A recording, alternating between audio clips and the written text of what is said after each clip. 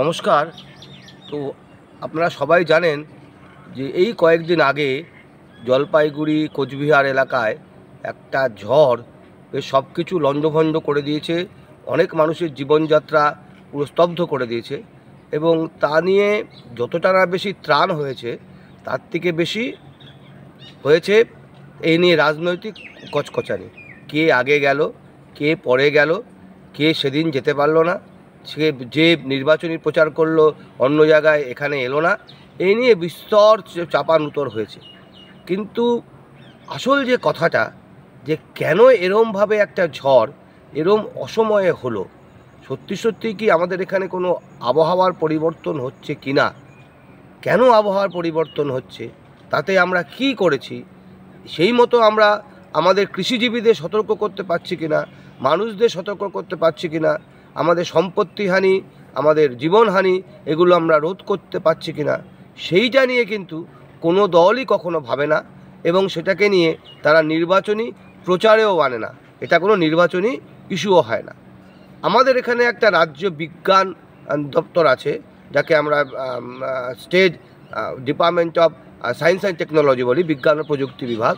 তাদের কাছে কিন্তু বিজ্ঞানীর পোস্ট আছে, কিন্তু বস্তুতপক্ষে আমাদের কেন্দ্রীয় সরকারের যে বিজ্ঞান ও কারিগরি যে দপ্তর, তারা যে সমস্ত কাজ সারা বছর ধরে করে, বিভিন্ন ইনোভেশনের কাজ করে, আমাদের কৃষিক্ষেত্রে বিভিন্ন বিপর্যয় মোকাবিলা কী করে করতে, বিভিন্ন বিপর্যয়ের সময় কী করে কৃষিক্ষেত্রে যাতে কোনো প্রভাব না পড়ে সেটা নিয়ে কাজ করে। এই যে আবহাওয়ার যে পরিবর্তন হচ্ছে, তাতে মানুষের লাইফস্টাইল যে চেঞ্জ হচ্ছে, সেটা নিয়ে কীভাবে আরও উন্নত করা যায়, মানুষের লাইফস্টাইল, জীবনহানি কমানো যায়, সেই নিয়ে যে কাজ করে। আমাদের বলতে আমার খুবই খারাপ লাগছে যে সবথেকে আগে আমাদের রাজ্যে কিন্তু এই ভারতে বিজ্ঞান ও প্রযুক্তি দপ্তর শুরু হয়েছিল, কিন্তু আমরা সেই কাজটা কিন্তু কখনোই করছি না। আমার মনে হয় যে শঙ্কর সেন, যিনি একসময় বিদ্যুৎ মন্ত্রী ছিলেন এবং বিজ্ঞান ও প্রযুক্তি মন্ত্রী ছিলেন, তার সময়ে একমাত্র আমরা দেখেছিলাম তখন আমাদের রাজ্যের বিজ্ঞান ও প্রযুক্তি দপ্তর সক্রিয় ছিল। তারপরে কিন্তু আমাদের বিজ্ঞান ও প্রযুক্তি দপ্তরের আর কোনো ভূমিকাই নেই। আপনারা সবাই তো জানেন যে যারা রাস্তাঘাটে বেরোন, তারা সবাই বোঝেন যে কিভাবে আমাদের আবহাওয়াটা পরিবর্তন হচ্ছে। সবাই আমরা বলি এবছর যা গরম পড়েছিল, গত বছর অনেক বছর তা পড়েনি। এবছর যা ঠান্ডা পড়েছিল আগে কখনো দেখেনি বাবা। এই যে অনাবৃষ্টি, সেটা আগে কখনো হয়নি।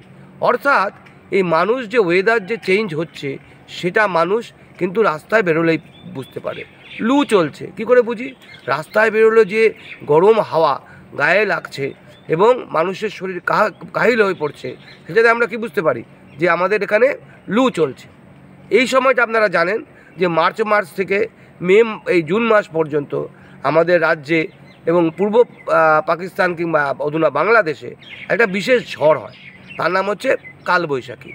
যখন চৈত্র মাসে, যখন পৃথিবী একটা অংশ যখন খুব গরম হয়ে যায়, যেমন আমাদের ভারতবর্ষের দিকে যেটাকে আমরা ছোটো নাগপুর মালভূমি বলি, অর্থাৎ পুরুলিয়া, বাঁকুড়া, ওদিকে ঝাড়খণ্ডের এবং উড়িষ্যার কিছু অংশ, এটা যখন অত্যাধিক গরম হয়ে যায়, সেই গরম যে বাতাসটা সেটা উপরের দিকে উঠে আসে এবং সঙ্গে সঙ্গে কিছু জলীয় বাষ্প বঙ্গোপসাগর থেকে ঝুঁকে পড়ে এবং উপরে গিয়ে সেই যে বাতাসটা উপরে উঠছে, গরম বাতাস, সেটা সেই জলীয় বাষ্প সংস্পর্শে এসে সেটা মেঘের তৈরি করে।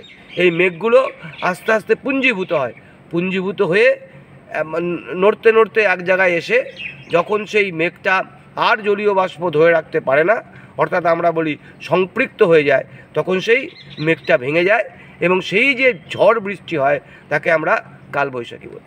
এটা কালবৈশাখীর একটা নির্দিষ্ট নিয়ম আছে, যেমন মার্চ মাসে 3টে, এপ্রিলে 5টা, মেতে 4টে, জুন মাসে বর্ষা আসার আগে গোটা 2 হতেও পারে।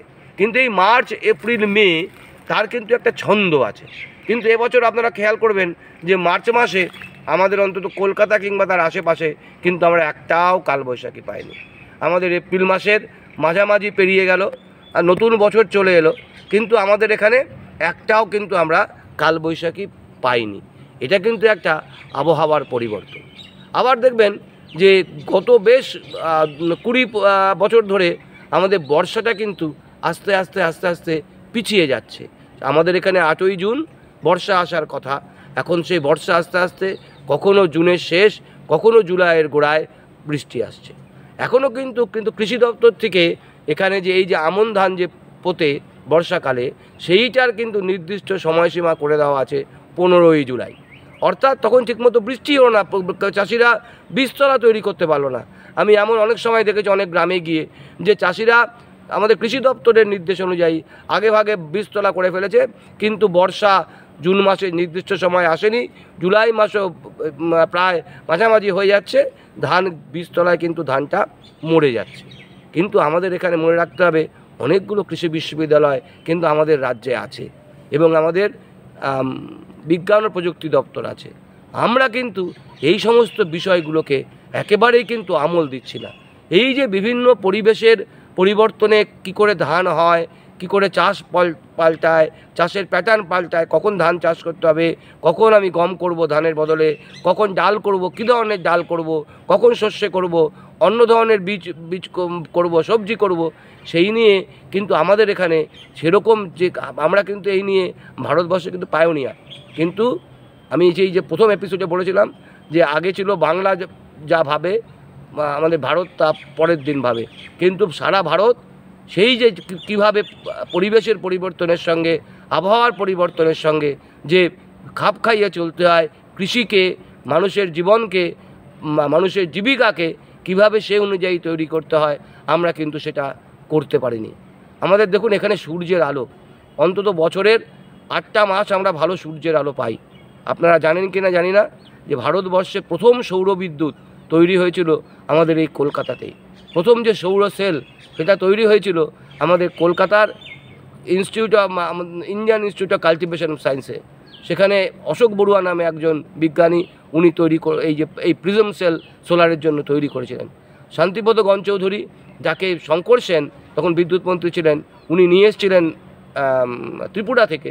আমাদের এখানে অপ্রচলিত শক্তি সৌরশক্তি দিয়ে শুরু হয়েছিল। তো আমরা এই সৌরশক্তিটা নিয়ে, অপ্রচলিত শক্তি নিয়ে, যেটা একটা খুব উল্লেখযোগ্য ব্যাপার, আমরা পরের এপিসোডে আমরা আলোচনা করব। কিন্তু এই এপিসোডে আমরা একটা ধারণা দেওয়ার চেষ্টা করলাম যে আমাদের কাছে এই যে প্রাকৃতিক বিপর্যয়, তার বিরুদ্ধে কিন্তু আমাদের লোকবল আছে, আমাদের বিজ্ঞান আছে, প্রযুক্তি আছে, আমরা কিন্তু তার বিরুদ্ধে রুখে দাঁড়াতে পারিনি। রাজনৈতিক দলগুলো কোনোবার প্রচারে, কোনোবার তাদের যে ইশতেহারে কোনোদিন এই বিষয়গুলোকে তুলে ধরে না। তো আপনারা এটাকে শুনবেন, শুনে আপনার লাইক দেবেন, কিংবা শেয়ার করবেন এবং সাবস্ক্রাইব করবেন। আইকন যেটা আছে বেল আইকন, সেখানে হাত দিয়ে চাপ দেবেন, তাহলে আপনারা সাবস্ক্রাইব হয়ে যাবেন। নমস্কার।